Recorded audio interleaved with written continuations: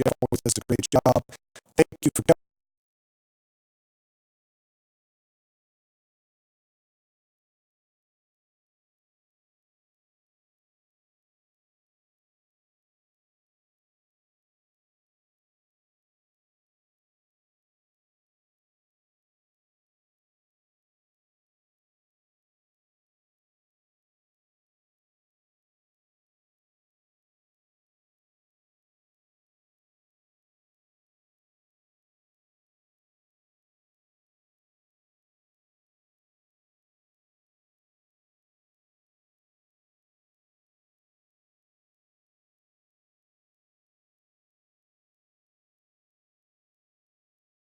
And I chose for my opening illustration this great little drawing that I found in a scrapbook done by some people from Bolivar County, and it shows a World War I tank going over a trench, and you see these little stick figures down here that are climbing up on the tank. Each one is labeled with the name of a different Mississippi county.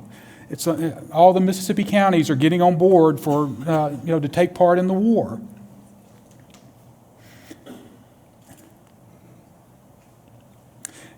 On April 2nd, 1917, President Woodrow Wilson asked Congress for a declaration of war against Germany.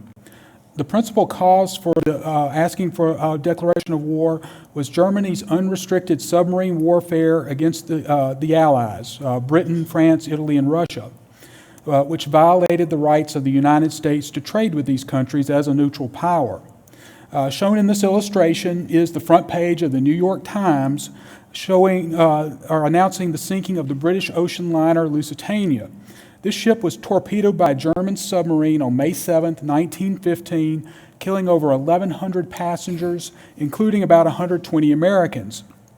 Now, although the United States did not enter the war for several more years, the sinking of the Lusitania was one of the major events that solidified American opinion against Germany and making intervention in the war much more likely. Americans were divided on entering the war, and Mississippians were caught up in the debate just like everyone else in the country. In fact, Mississippi's two United States senators had very different opinions on whether the United States should enter the war.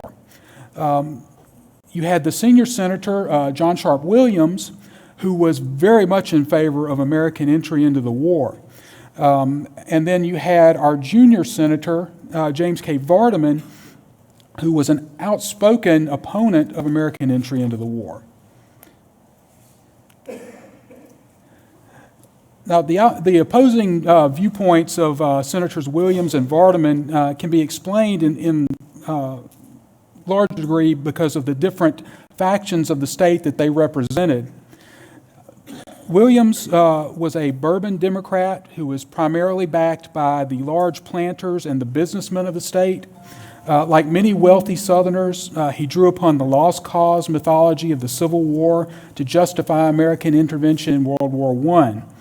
On the floor of the Senate, Williams insisted that American manhood and honor required that the nation defend itself against German aggression.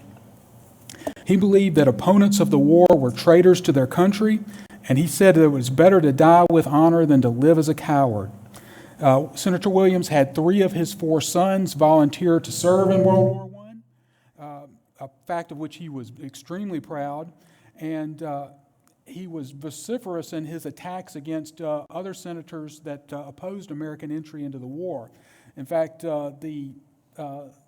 this article that I've clipped here is one from the Jackson Daily News, April 5th, 1917, concerning Williams' verbal attack on Wisconsin Senator Robert M. La Follette, who was against American entry into the war. And the paper said that Williams, quote, arose with words that cut like the keen edge of a knife that removed the metaphorical hide from the little group of willful men. Apparently, Williams really had a way with words.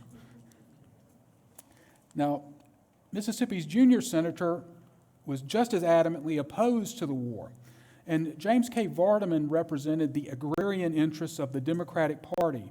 and he believed in using that power that he had to try and improve the lives of the state's small white farmers.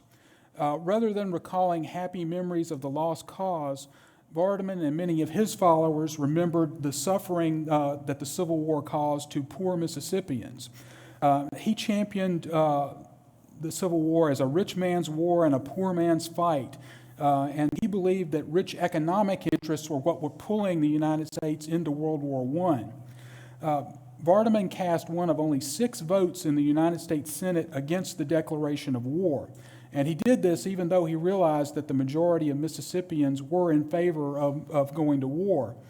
And shown at right is a newspaper article from the Daily Commonwealth in Greenwood, February 8, 1917, which was criticizing Vardaman for his stand against breaking off diplomatic relations with Germany.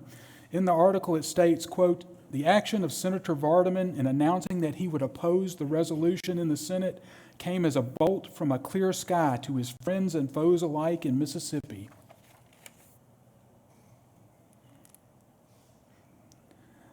Despite Vardaman's stand against American entry into the conflict, the Senate voted in favor of war on April 4th, 1917, and a formal declaration of war with Germany came on April 6th. The illustration here is from the Jackson Daily News, and it is concerning passage of the declaration of war by the United States House of Representatives.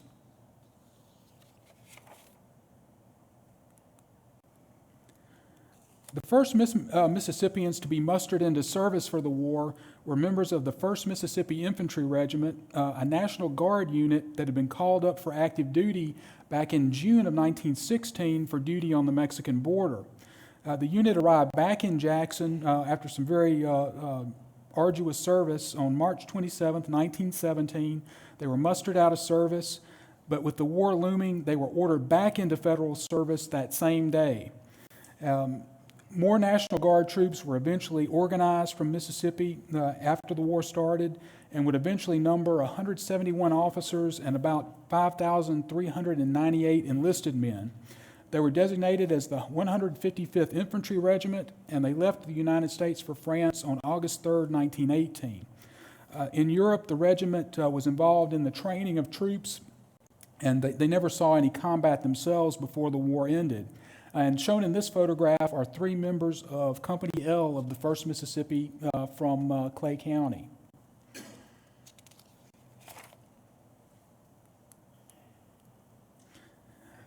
Thousands of Mississippians served in the armed forces during World War I, either through enlisting voluntarily or by being drafted by the federal government. Local draft boards were organized in Mississippi on May 18, 1917, and men between the ages of 21 to 45 had to register for conscription. A total of 344,724 Mississippians registered, and it was pretty evenly divided between white Mississippians and black Mississippians. There were about 171,000 whites and about 173,000 blacks that registered for the draft. Now, not all of these men were going to end up in the military. During World War I, a total of about 63,325 Mississippians served in all branches of the armed forces.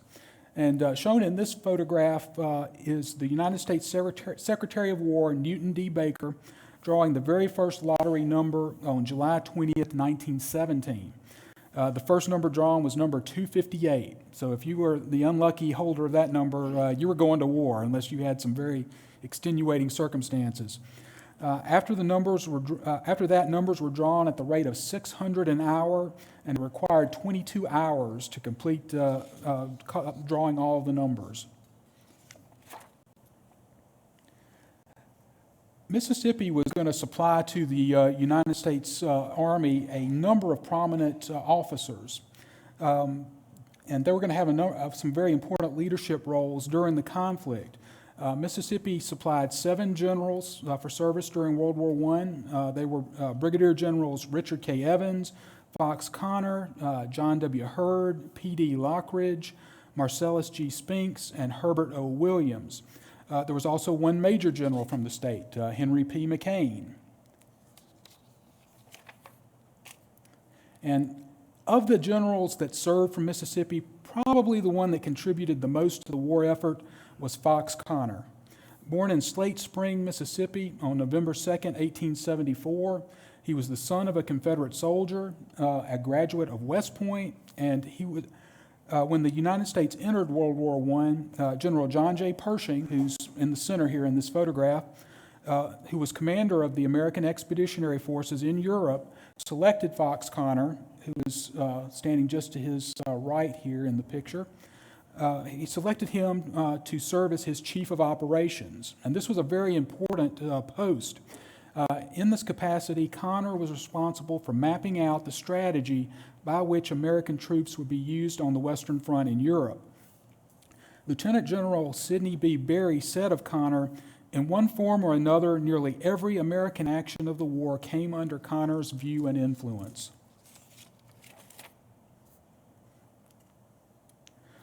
For his services in World War I, General Connor was awarded the U.S. Distinguished Service Medal and the French Croix de Guerre. After the war ended, Connor served as a mentor to a young up-and-coming Dwight D Eisenhower. And he was very instrumental in guiding Eisenhower's career through promotions and higher levels of responsibility. In his autobiography, Eisenhower said of Connor, quote, "My tour of duty was one of the most interesting and constructive of my life. The main reason was the presence of one man, our brigade commander, General Foxx Connor, a tall, easygoing Mississippian. Practical, down to earth, as open and honest as any man I have known.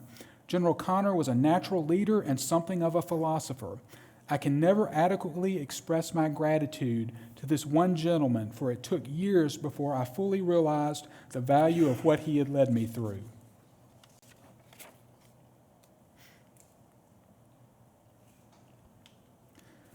During World War I, Mississippians served in every branch of the armed forces. Some became well known for their heroism during the war, but most simply did their duty in obscurity. Shown in this advertisement is a call from the Vicksburg Evening Post, published on June 5th, 1917, encouraging Mississippians to register for the draft. And I'm going to tell you just a little bit about some of the men who served from Mississippi. I'm going to start with the Air Service, and this is just going to be a very brief overview, because next week you're going to get the full story from my good friend Joe Wise there, and he's going to go into the Air Service in quite a lot of detail. But when the United States entered World War I, a small number of Mississippians joined the fledgling U.S. Army Air Service to fight in the air. The highest decorated airman from Mississippi was First Lieutenant Samuel K. Jr. of Columbus, shown in this picture, who was in the 94th Aero Squadron 1st Pursuit Group, who was credited with 4 aerial victories. Another very prominent Mississippian who served in the air was Samuel R Keesler Jr. of Greenwood, who served in the 24th Aero Squadron. On October 8, 1918, 4 German fighters attacked the plane in which Keesler was serving as a rear seat gunner. He shot one plane down but was badly wounded, and the pilot crash-landed their plane. Keesler died of his wounds shortly thereafter, and in 1941, Keesler Air Force Base in Biloxi was named for him.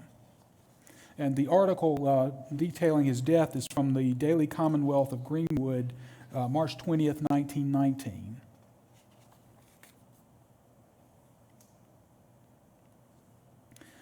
Mississippi produced 1 ace during the war, and to be classified an ace, a pilot had to shoot down 5 enemy aircraft. Hank Stovall of Coahoma County flew with the 13th Aero Squadron and was credited with 6 enemy aircraft destroyed. He was awarded the Distinguished Service Cross, the French Croix de Guerre with palm, and the Victory Medal with 3 battle clasps for World War I. Stovall went on to serve in the Army Air Corps during World War II and was on the staff of Brigadier General Frank Hunter and rose to the rank of Lieutenant Colonel. And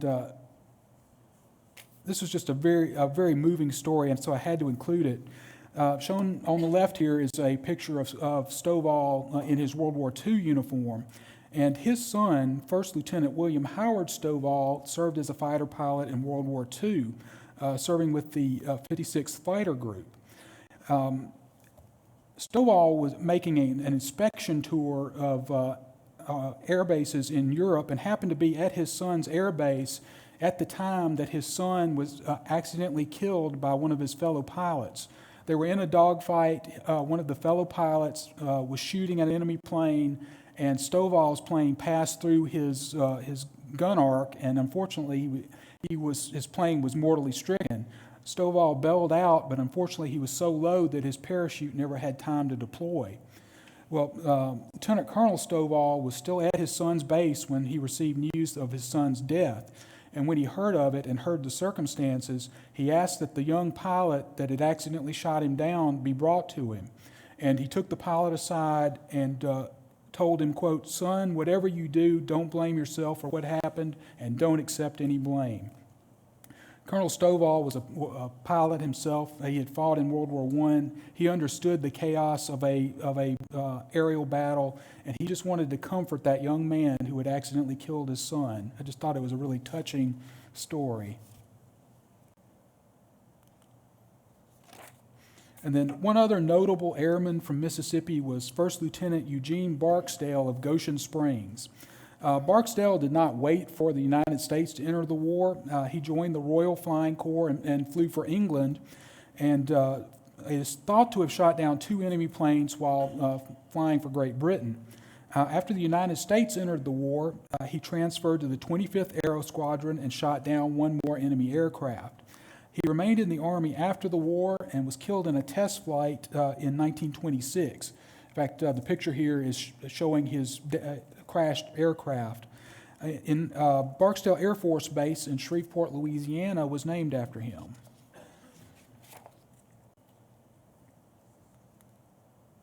And the next branch of service I'm going to talk about, or branches, are the U.S. Navy and the Marine Corps.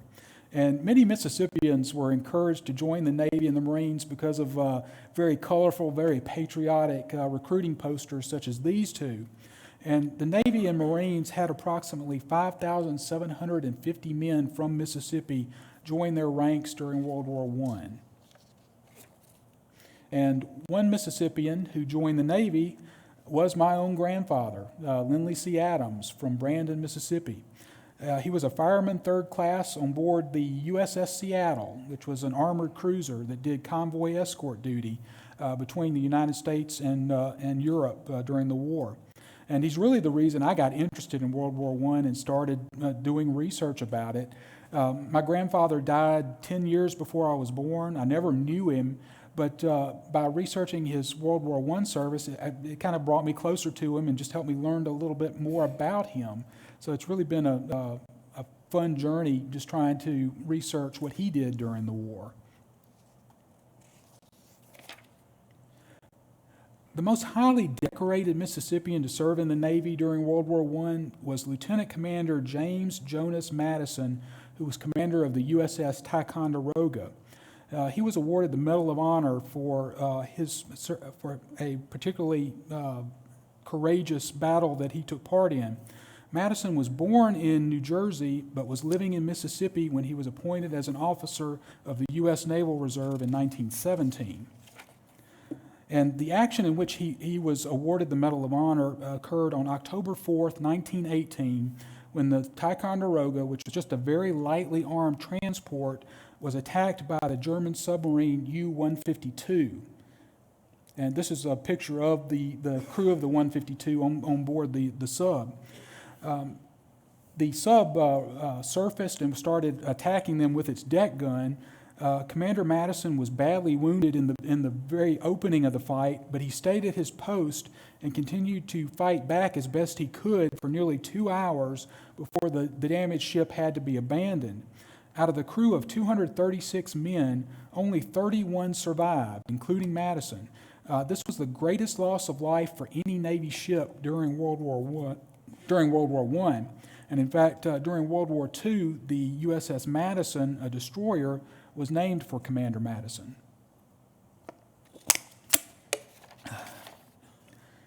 Another very interesting story I found involving a member of the U.S. Navy from Mississippi was the story of Earl Douglas Cotton, who was from right here in Jackson. He was the wireless operator for this ship, the USS Sioux.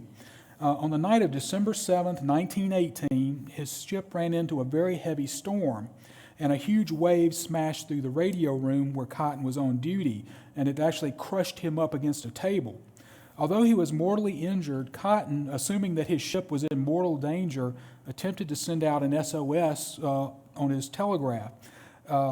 Thinking the ship was sinking and unable to contact anyone by radio, he started to the bridge to inform his commander.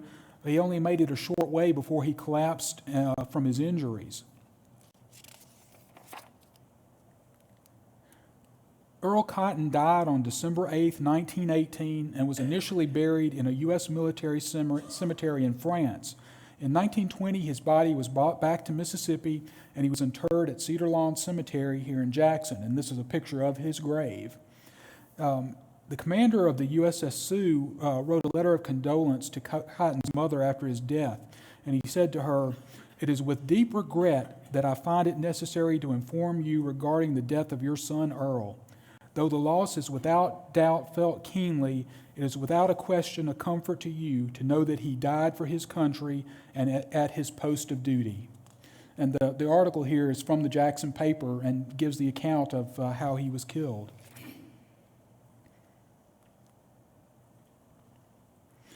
Another branch of service that held a lot of appeal for Mississippians was the U.S. Marine Corps, a very small but highly elite branch of the service. Advertisements such as this one, if you want to fight, join the Marines and you will get to see action. That's from the Tallahatchie Herald, May 22nd, 1918. And appeals like this one were very popular among Mississippians. One man from the state that served was Private Shelby Balcom of Hickory, and then he wrote home to his hometown newspaper, the Newton Record, and he modestly explained to the hometown people how the Marines had won the war. And he said, quote, "I don't like to boast, but we'll have to mention a few things the Marines did. You remember the Kaiser told it to the world from 1914 to 1918, but in July the Marines told it to him. And when the lads with their hard-boiled necks tell it to you, you just get out of your ear trumpets and listen. If you don't, you're out of luck like a horsefly on a ford." Balcom talked a very good game, and in fact, I was curious to see where he served, so I looked up his statement of service card, which we have the original cards at in the archive where I work, and it turns out he never left the U.S. He was on stateside duty. He never saw any combat himself. Now, some of his fellow Marines saw quite a bit, but he didn't. Now, one Mississippian who definitely did see combat was this Marine, Lieutenant Winfield Scott Shannon from Vicksburg. And he became a pilot for the Marine Corps. And fortunately, he wrote back to his local paper in Vicksburg quite often and gave some very detailed accounts of his service overseas. And when his unit made it to France, they were flying this plane, which you can be seen in the picture here, the de Havilland DH-9 bomber. And he wrote in one of his articles about a raid he had been on. He said, "All but 5 of my flights over enemy lines were on bombing raids, and in every one of these raids I returned to the aerodrome with 1 to scores of bullet holes in my plane. One time the tail of the machine was nearly shot off. Frequently control wires were severed, but the wires were always made in duplicate. My squadron was located near Dunkirk. There were 4 Marine Corps squadrons in the sector, and they were using de Havilland British-built planes equipped with Liberty motors." And fortunately, Shannon, despite several close calls, did survive the war, stayed in the Marine Corps for a number of years after World War I, eventually retired and came back to Vicksburg where he worked at a local airline.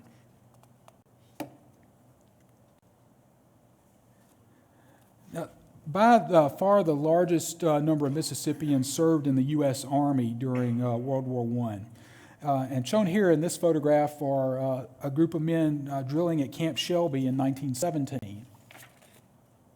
And Mississippi's most highly decorated soldier of World War I was Henry Judson Tutor II of Bay St. Louis.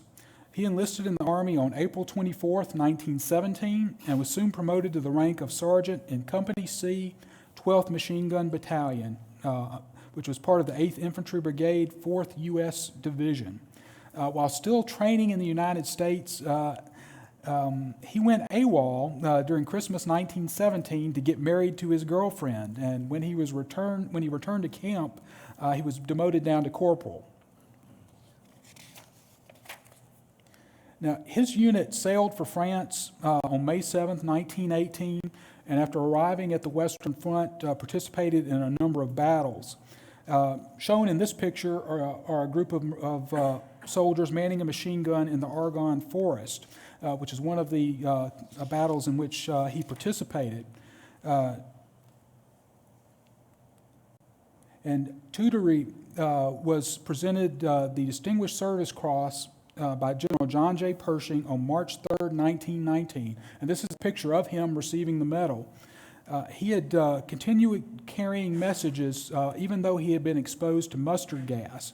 And he and some of his fellow soldiers also provided supporting fire for some nearby French troops. So in 1919, he was awarded the Croix de Guerre by France. In fact, in this picture, you can actually see, this is Tutor right here, and he's wearing his Distinguished Service Cross.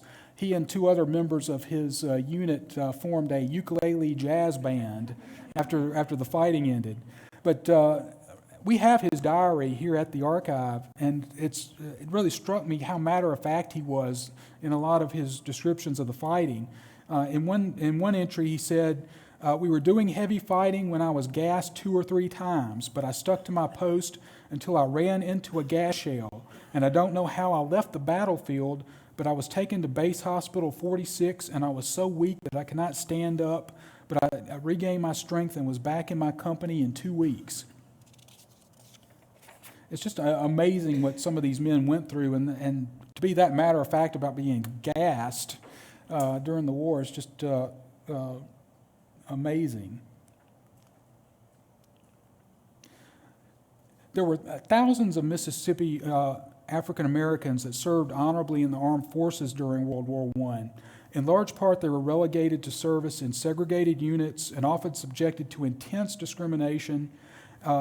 Despite all of the obstacles put in their path, they served their country very honorably under very trying conditions. And there were approximately 25,000 black Mississippians that served in the United States Army during World War I. And shown in this photograph is James Johnson of Vicksburg receiving a sandwich from an American Red Cross worker in France. And another just interesting little story I found while I was researching this talk. This is Lieutenant Jonathan Nathaniel Rucker, who was born in Natchez on September 3rd, 1892.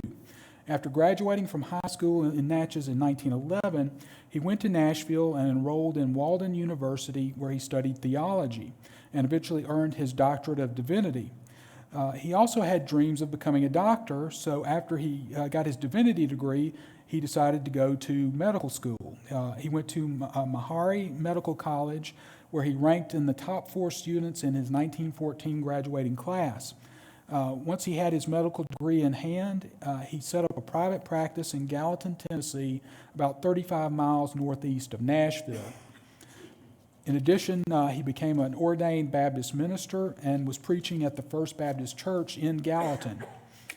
When the United States entered World War I, Rucker volunteered for service. And there we go.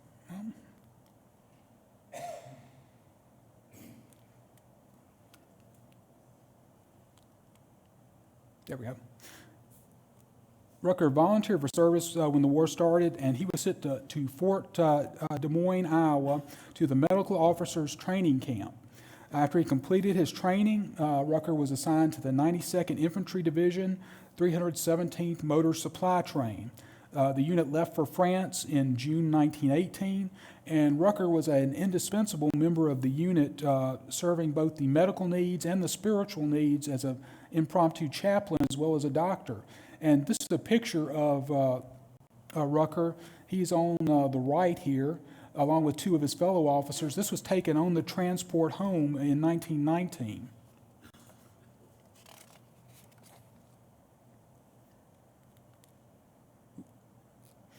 And Chris, I did just what you said I was going to do. I turned it off.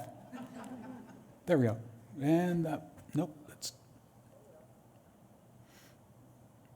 Chris, how do I get it back to the...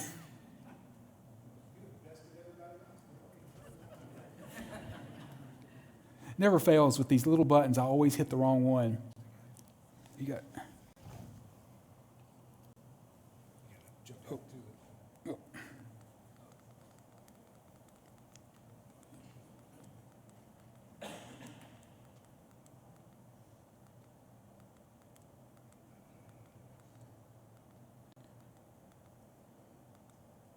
There we go. I'll try and avoid doing that again. Another prominent Mississippian who served in the U.S. Army was Colonel John G. Quagmire of Yazoo City, a graduate of West Point in 1902. During World War I, he served on the staff of General John J. Pershing, acting as his aide-de-camp.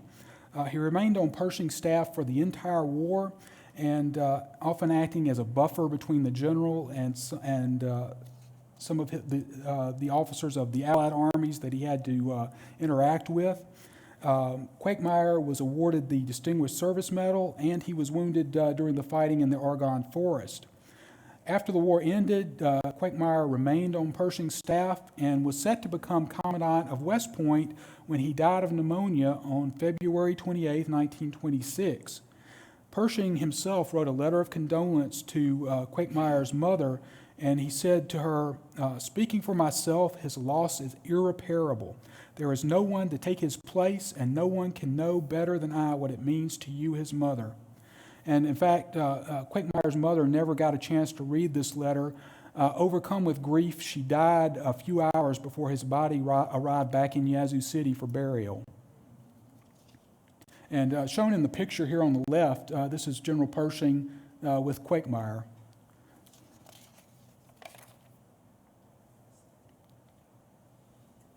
And World War I had a tremendous impact on the state of Mississippi.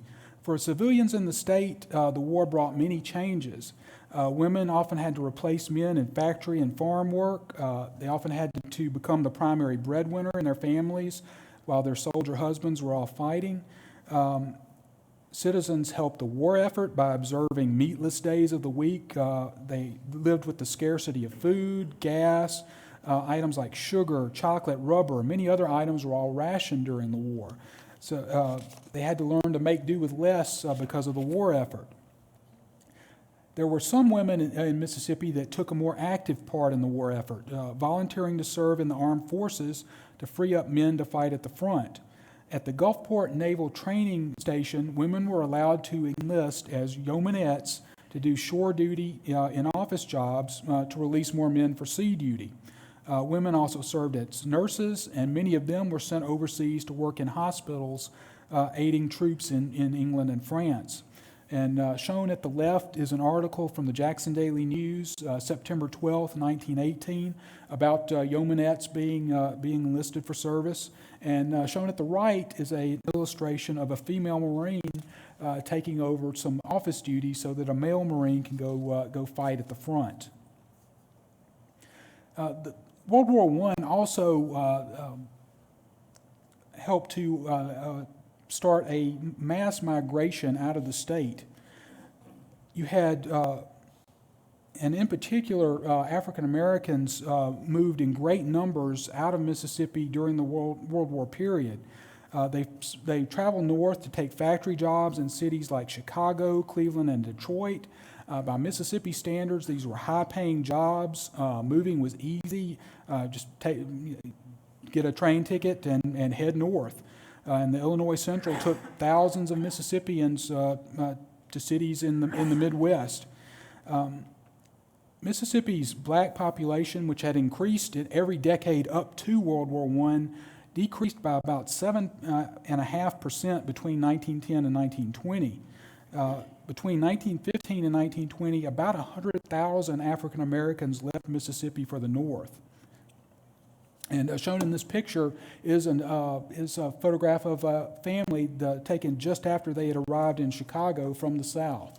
And this kind of scene was reenacted thousands of times as people from all over Mississippi headed north looking for a better life.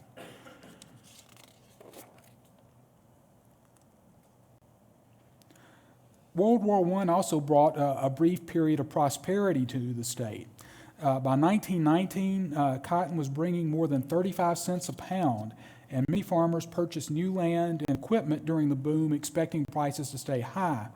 Unfortunately, in 1920, cotton prices fell to about 15 cents a pound, and this, combined with a destruction caused by the boll weevil, brought some pretty significant economic hardship to the state. And shown in this postcard is a cotton compress surrounded by about 15,000 bales of cotton in Clarksdale.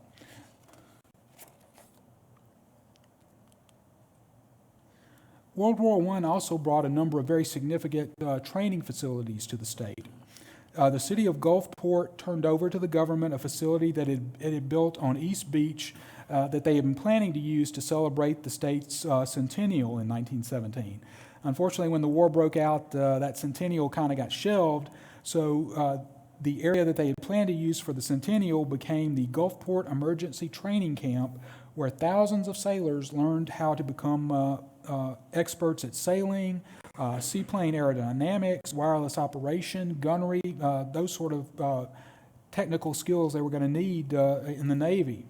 After the war, the facility was converted into a Veteran Administration hospital. And this is a picture taken from the air of the Gulfport Naval Training Facility in 1918.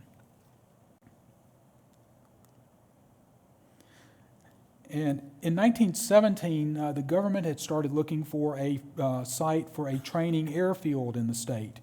They eventually settled on a location in Clay County, and they named it Paine Field for Captain DeWitt Paine of the U.S. Army Signal Corps, who had been killed in an airplane accident. Construction began on February 8, 1918, and within 6 weeks, the first squadron arrived at Paine Field. The post commander was Lieutenant Colonel Jack W. Hurd. The camp had about 1,100 students and officers and about 165 flight cadets. The government spent about $2 million to build Paine Field, and unfortunately, the war ended before a single one of its pilots would see any action. Training continued at the field until 1920, when it was permanently closed.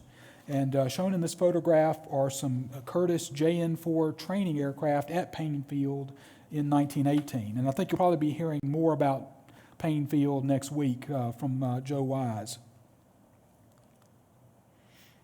And of course, the largest training facility in the state during World War I was Camp Shelby at Hattiesburg. Work had begun on Camp Shelby in July 1917, with more than 4,500 civilian contractors building over 1,200 buildings, including a hospital. The soldiers that trained at Camp Shelby lived in tents, like the ones you see here in the picture. And the first troops to arrive were from the states of Indiana, Kentucky, and West Virginia, and they named the facility Camp Shelby in honor of Isaac Shelby, the Indian fighter and Revolutionary War hero. During the war, about 30,000 soldiers trained at Camp Shelby, and it had a very good record for the health of the soldiers that went through it. Unfortunately, after the war, the camp was deactivated, and today, of the over 1,200 buildings that were constructed, only one is still standing, and it's being used as an ammunition storage magazine.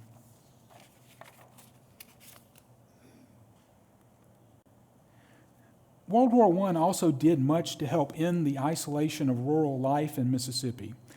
Prior to the war, Mississippians moved infrequently, but during the conflict, Mississippians moved north for better jobs. They moved within the state near a lot of these training facilities in search of better jobs. Also, you had thousands of people coming into the state from other parts of the country, exposing the people here to new ideas and new ways of doing things. One thing that the influx of so many people into the state did was point out the need for better roads in the state. The state had a very poor road network, and state officials began making some steps during the war to try and improve the state's roads. And in fact, shown here is an ad from the Progress Warden from Eupora from May of 1917 calling for a meeting to discuss the state of the roads in Webster County.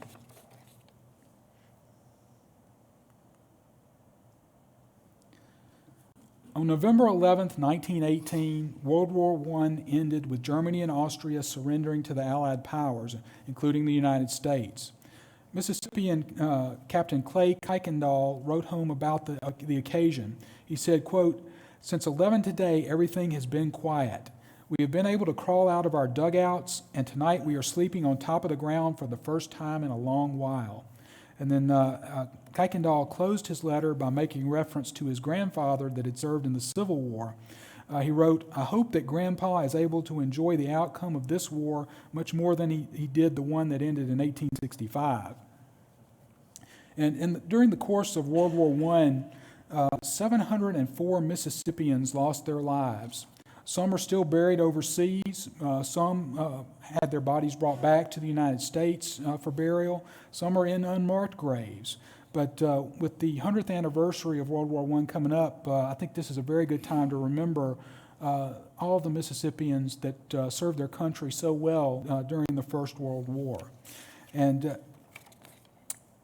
the very last slide I've got, this is someone that I didn't know about until very recently.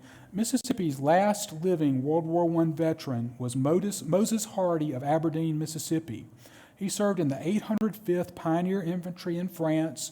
His unit did see some combat in the closing days of the war. He only passed away in 2006. He was 112 years old at the time he died. He was one of the last American veterans of World War I still living, and he was the last African-American veteran of World War I. And shown in this picture is Hardy receiving a copy of his discharge and the medals he had earned from the Mississippi National Guard in 1999. And I also went into our statement of service cards and pulled up his card showing where he had served during the war. But, 2006, that's after my daughter was born. That's not that long ago. It's amazing that, a man, he lived to 112 years old. And it's really sad that all of these veterans are gone now. I really wish now, when I was younger, I'd sat down and talked to some of them and really gotten their stories. But fortunately, these men that fought did leave a lot of accounts behind. And in fact, we're going to have a book over here for sale by Ann Webster that has some excellent firsthand accounts by Mississippians who served. And at this point, my talk is done. If anyone has any questions, just raise your hand. Chris will bring around the microphone, and we'll be glad. I'll be glad to try and answer them if I can.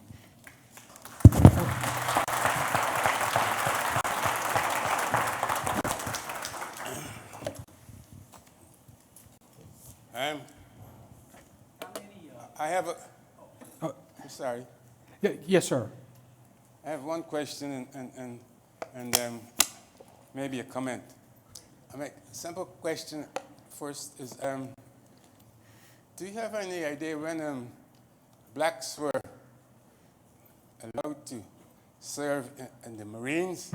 Was it before World War I or after World War I? It would have been after World War I. In fact, it was right around the time of World War II that African Americans were first allowed into the Marine Corps. Okay.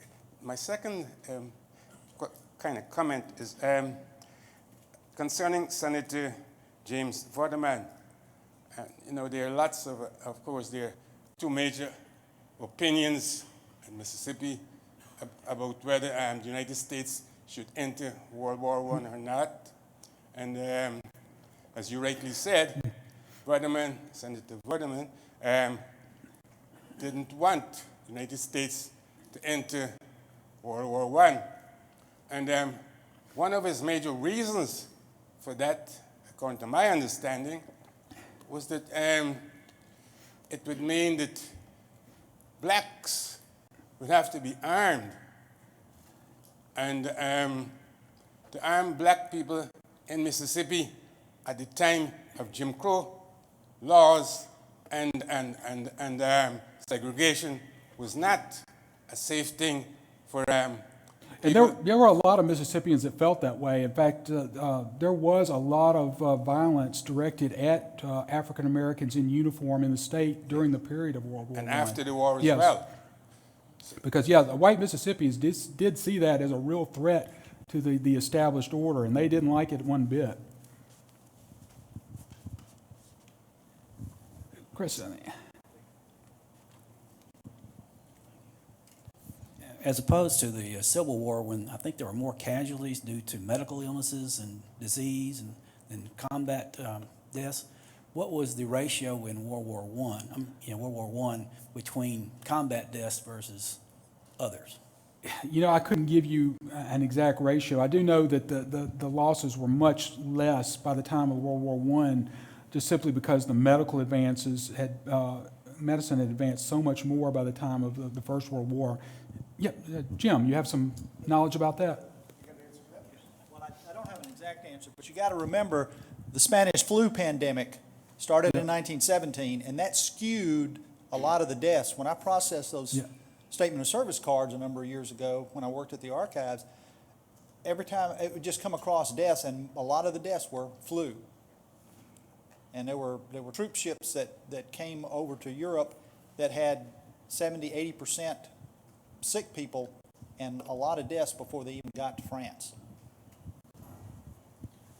Just as a tag onto that, was reading some stuff from the Center of Military History the other day, and they mentioned that combat deaths from World War I were around 54,000. Spanish flu deaths were around 55. So there are actually a little bit more deaths from the Spanish flu as opposed to combat in World War I. It was a big thing. Joe Wise, next week's History's lunch speaker. And I highly recommend you come hear him because he has done a lot of great research on the airmen that served from Mississippi. Just a comment. President Truman integrated U.S. military services in 1948, and the Montfort Point Marines were the earliest, I believe, regiment of African-American Marines in our country. And several of those are from Mississippi. Yep. That's right, including Dr. John A. People, former president Yep. of Jackson State University. That's correct. Questions? Well, if there are no more questions, thank you all for having me. It's been great to be here. Three quick announcements before we get gone. As Jeff had noted, we have copies of Ann Webster's terrific book by the University Press of Mississippi on letters from Mississippians in World War I available for sale. Ann's here. She'll sign a copy.